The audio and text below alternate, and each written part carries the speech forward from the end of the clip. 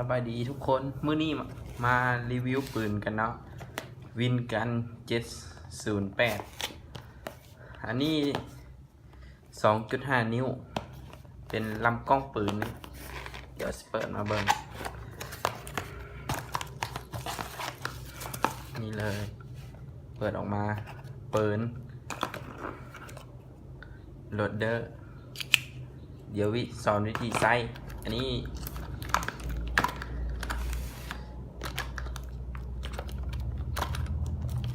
ล้างใส่ปืนเนาะเดี๋ยวแกะเบิ่งอันนี้ตัวปืนอันนี้บอลใส่แก๊สเดี๋ยวจะรีวิวคร่าวๆเบิ่งก่อนเครื่องที่แถมไหมมีคู่มือการใช้งานนี่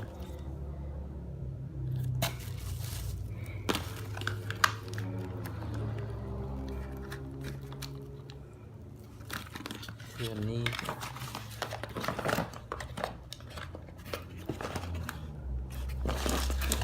แถมลูกเนาะแถมลูกมาจงน้อยประมาณอยู่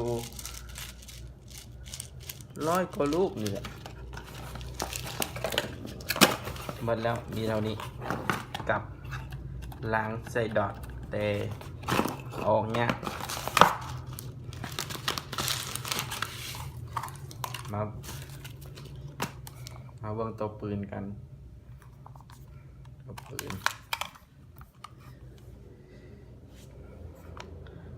นเป็นโลหะเนาะเป็นเหล็กโบแมนสุดเป็นเหล็กจะเป็นโลหะผสมเหล็กผสมอย่างนี้แหละบุ้งนี่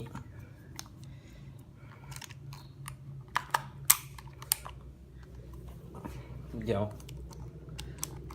ปลดลูกมาเบิ่งนี่ลูกจะเป็นลูกเงิน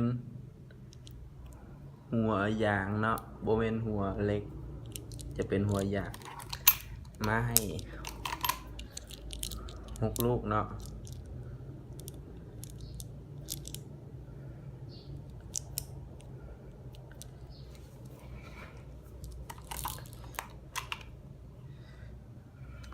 โม่หมุนได้เนาะ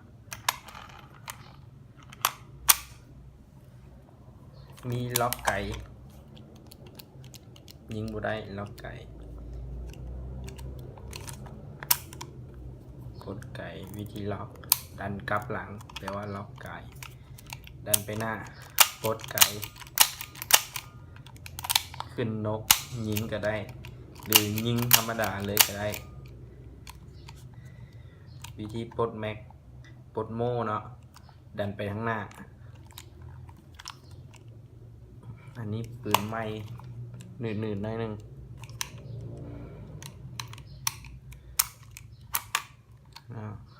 ดันไป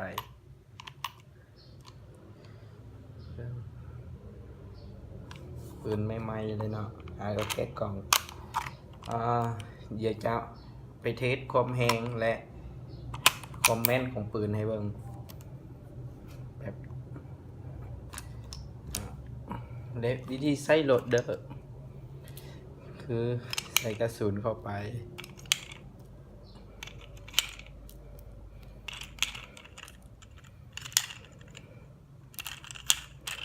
ก็ดันลงแล้วก็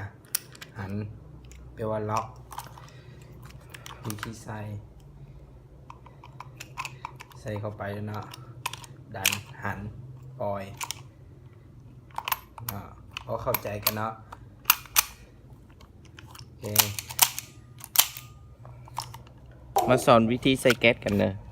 ก่อนอื่นอันนี้ลงก่อน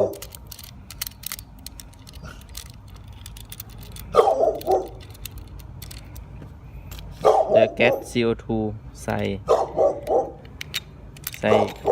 ถึกล็อกมันแล้วก็หันเข้าไปหันซ่าๆก่อนอื่นพอเห็นแน่นๆแล้วก็หันแห้ง ยินเสียงพิษต้องหันแห้งๆให้มันเข้าไปให้แน่นๆพอดีเวิ้งแน่นหลายก็ได้ได้โอเคแต่วิธีใส่ลูก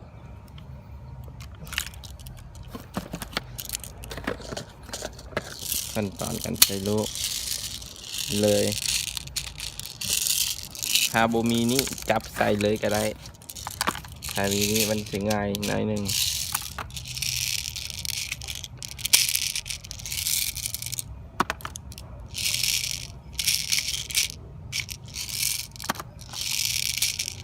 อันนี้จะมาลองลูกยางก่อนใส่โหลดเดอร์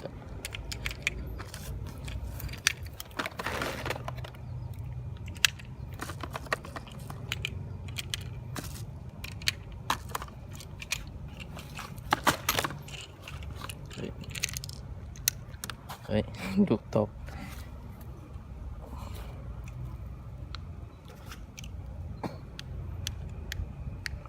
ลงให้แน่นใส่เข้าไปเน้นกระปล่อยโอเคมาเทสความแห้งกันก่อนเนาะปั๊บเป็นฟุต6 มิลลิเมตรลูก6 มิล 0.2เพชรคมแหงปากกระป๋อง430 416แหงราวๆ400 บวกคอมเมนต์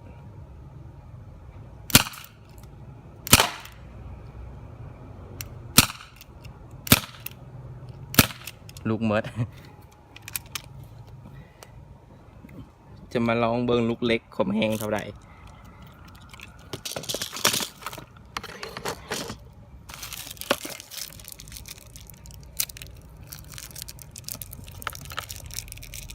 6 ลูกโอเค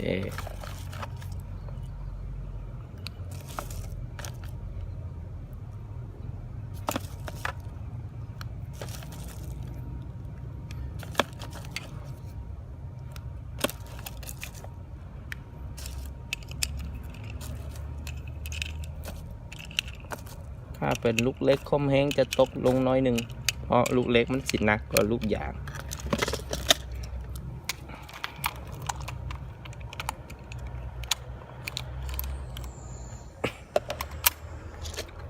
โอเค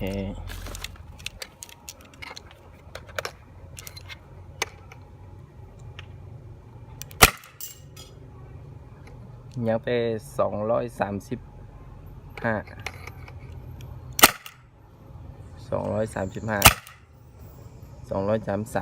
ลูกเล็กจะได้ประมาณนี้โอเค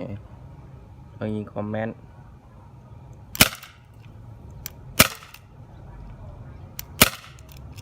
เมิดโอเค